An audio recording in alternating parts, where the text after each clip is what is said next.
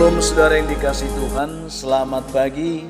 Senang dan bahagia rasanya karena masih bisa menyapa saudara di pagi yang indah ini. Doa dan harapan saya bahwa saudara semua dalam keadaan sehat, dalam keadaan baik, penuh sukacita diberkati Tuhan untuk sepanjang hari ini saudaraku. Saya percaya bahwa anugerah kasih dan setia Tuhan selalu ada bersama dengan saudara, menyertai dan memberkati kehidupan saudara. Oleh karena itu baiklah pagi hari ini kita kembali merendahkan diri depan Tuhan untuk bisa dilawat oleh kebenaran firman Tuhan yang akan meneguhkan kita dalam pengharapan-pengharapan kita kepadanya. Mari kita merendahkan diri, kita berdoa saudara. Kami bersyukur memuliakan Tuhan untuk semua kebaikan kasih setiamu yang kami nikmati hingga pada saat ini, di mana Tuhan telah memimpin hidup kami sepanjang malam dan juga sudah menganugerahkan kami hari baru pagi ini.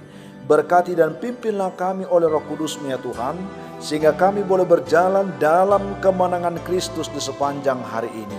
Dalam nama Tuhan Yesus kami berdoa. Amin.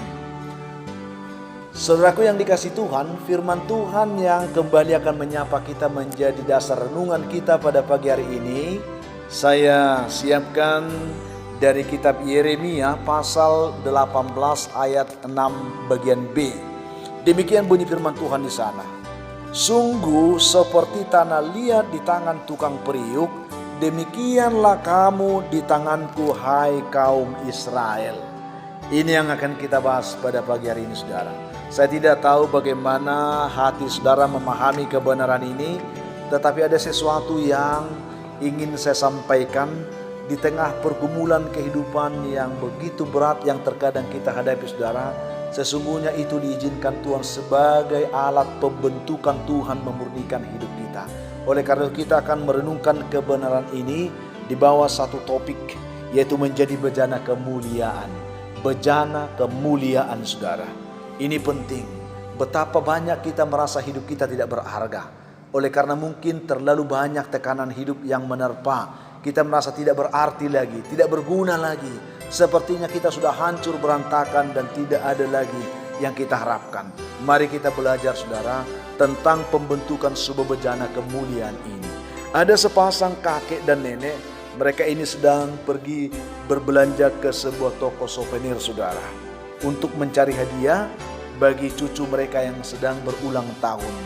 Mereka kemudian melihat ada sebuah cangkir yang sangat cantik sudah. Dari semua cangkir yang ada di toko souvenir itu, cangkir ini begitu istimewa, sangat cantik. Lalu dikatakan, lihat cangkir ini. Dikatakan oleh nenek kepada suaminya, wah kau benar, ini cangkir tercantik yang pernah aku lihat, kata si kakek itu saudara. Jadi mereka tertuju, coba lihat ini, cantik ini, cangkir cantik kali. Dan suaminya, iya benar ya, ini baru cangkir tercantik yang pernah aku lihat. Saat mereka mendekati cangkir itu saudara, entah bagaimana tiba-tiba cangkir itu pun ya berbicara kepada mereka.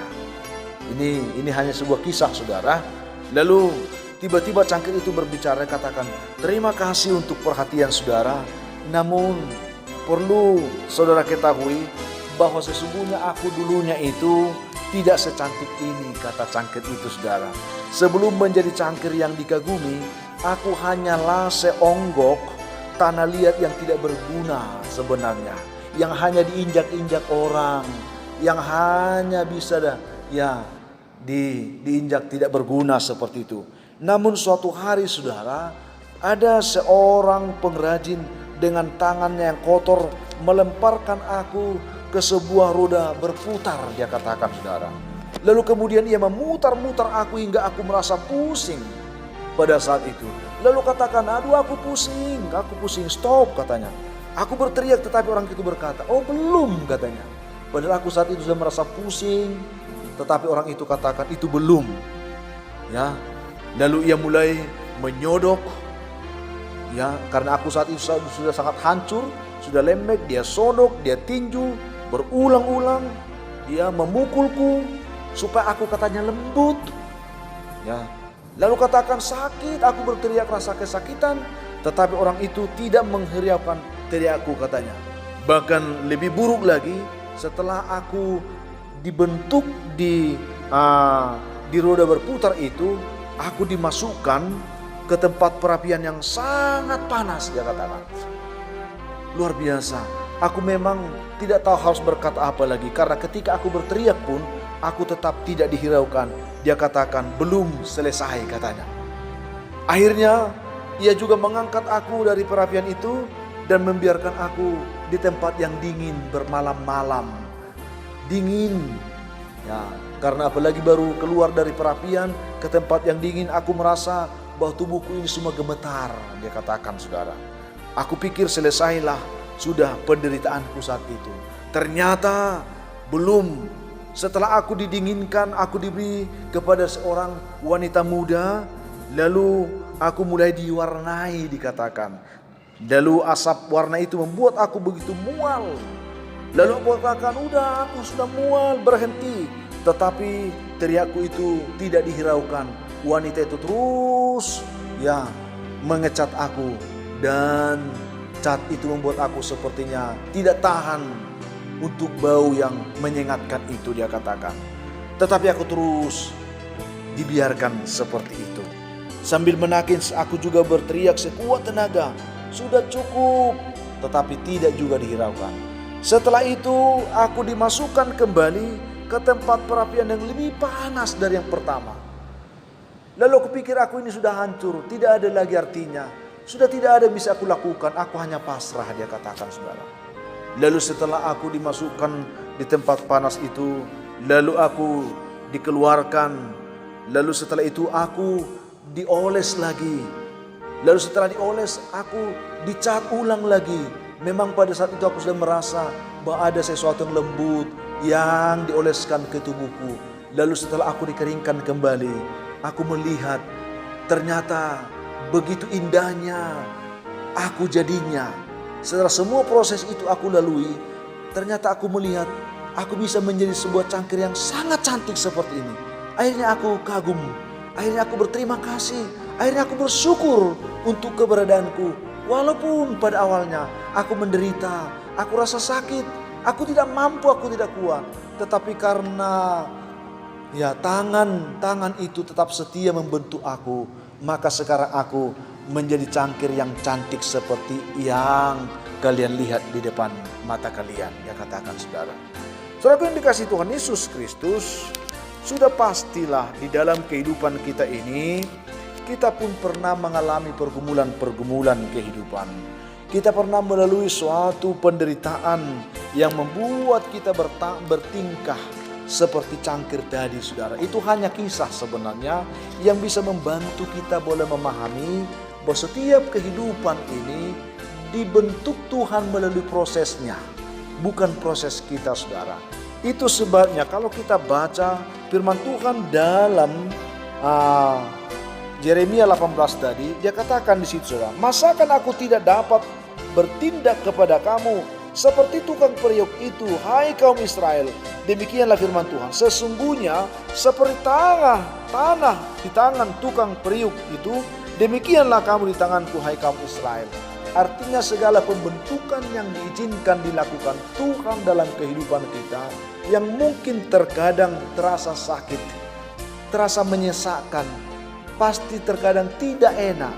Tetapi kalau itu diizinkan Tuhan untuk membentuk engkau menjadi sebuah pribadi yang lebih murni, menjadi sebuah bejana yang lebih baik, untuk menjadi sebuah bejana kemuliaan, tentunya Tuhan tahu cara yang terbaik untuk membentuk kehidupan kita.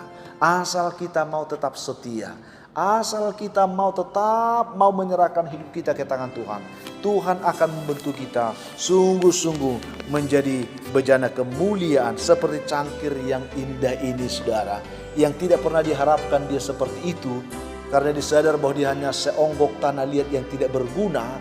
Tetapi Tuhan atau tukang periuk itu mengangkat dia dari keberadaannya semula, dibentuk menurut kehendaknya sendiri, lalu pada akhirnya dia bisa menjadi sebuah cangkir yang cantik, yang indah, yang menawan banyak orang.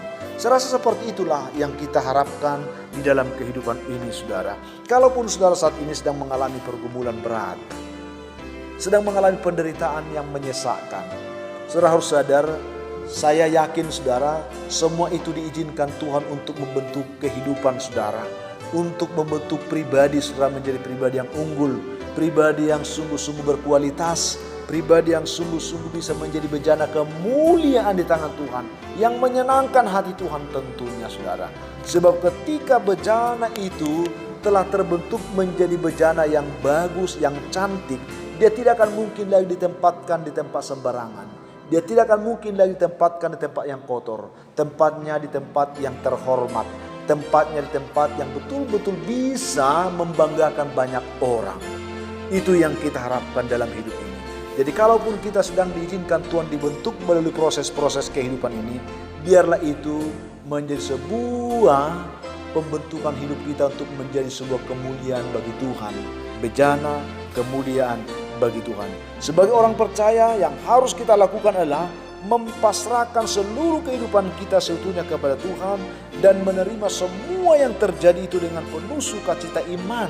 Karena kita yakin bahwa pada akhirnya kita akan mendapatkan kehidupan yang bermutu, yang jauh lebih baik dari kehidupan kita yang sebelumnya. Karena kalau Tuhan sudah membentuk hidup kita, Tuhan pasti akan membentuknya sampai kita sempurna di hadapan Tuhan. Itu yang saya bagikan saudara pagi hari ini. Saya tidak tahu bagaimana kondisi kehidupan saudara saat ini, oleh karena banyaknya tekanan pergumulan hidup yang membuat saudara seakan-akan terpuruk. Tetapi yakinkan saudara, tangan Tuhan sedang membentuk saudara lewat semuanya itu. Sampai pada waktunya nanti saudara menemukan kehidupan saudara, kehidupan yang lebih baik dan yang sempurna di hadapan Tuhan, yaitu menjadi sebuah bejana kemuliaan di hadapannya. Tuhan memberkati saudara dengan renungan ini. Kita berdoa. Tuhan yang baik, terima kasih untuk firman yang boleh kami renungkan pagi ini. Benar kami hanyalah seonggok tanah liat yang tidak berguna. Tetapi karena Tuhan mengangkat kami dan membentuk kami sadar saat ini kami ada sebagaimana ada hanya karena kemurahan. Terpujilah Tuhan untuk perbuatan ajaib-Mu Tuhan dalam hidup kami. Berkati umat-Mu dimanapun mendengarkan renungan ini. Biarlah mereka juga boleh dipimpin Tuhan, diberkati dan disertai Tuhan dalam segala pergumulan mereka. Yang lemah Tuhan kuatkan, yang berbeban berat Tuhan berikan kelegaan, yang berduka cita hiburkan, yang dalam pergumulan sakit penyakit, biarlah mereka juga boleh mengalami lawatan kasih dan kebaikan Tuhan.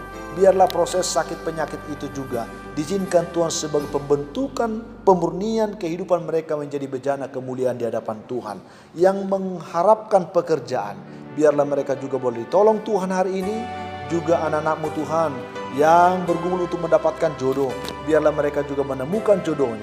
Yang mengharapkan keturunan Tuhan, berkati buah kandungan mereka dalam nama Yesus. Anak-anak kami yang sedang bergumul dalam pendidikan mereka di rumah, biarlah mereka juga boleh tolong dan diberkati oleh Tuhan.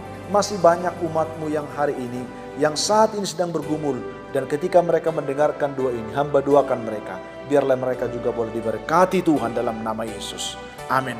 Saudaraku ini kasih Tuhan, apapun keadaan hidup yang saudara akan hadapi hari ini, saya hanya berpesan, tetaplah semangat saudara, jadilah kuat, bersukacitalah senantiasa, dan mengucap syukur atas segala sesuatu, karena itu dikehendaki Tuhan dari kehidupan saudara. Dan saya hanya ingin katakan, kalau saudara mempunyai beban, pergumulan hidup yang berat, dan rindu didoakan, hubungi kami saudara di nomor telepon yang tertera di layar saudara. Kami siap membantu mendukung saudara dalam doa. Dan besar harapan kami, saudara akan tetap membantu kami untuk bisa men-share, membagikan video ini, sehingga akan ada banyak orang yang merindukan kasih Tuhan. Mereka juga boleh dilawat, ditolong, diberkati Tuhan hidupnya seperti saudara. Akhirnya saya Pendeta Linti Dongoran, Pendeta GKP Jemaat Khusus Horisan Medan, menyampaikan sampai jumpa di kesempatan lain. Tuhan memberkati saudara. Shalom.